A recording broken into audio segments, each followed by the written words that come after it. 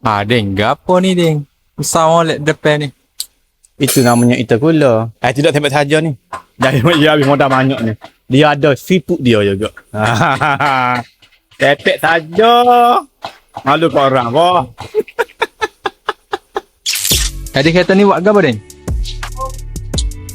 Untuk kereta Azlan ni, Ono mari tukar absorber stabilizing.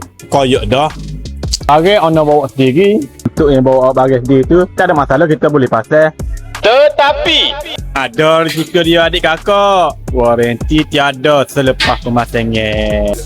Kalau beli barang dengan kita ada waranti pemasangan dan waranti barang. Andai kata Ono bawa barang sendiri, dia pakai tidak lama, benda tu rosak ataupun punah, kita nak tukar barang sekali lagi, cah akan dikenakan. Rugilah 2 kali cah. Hak kata siput-siput ni lah, siput dia ni. Bahasa orang ramai nak panggil gak terbu.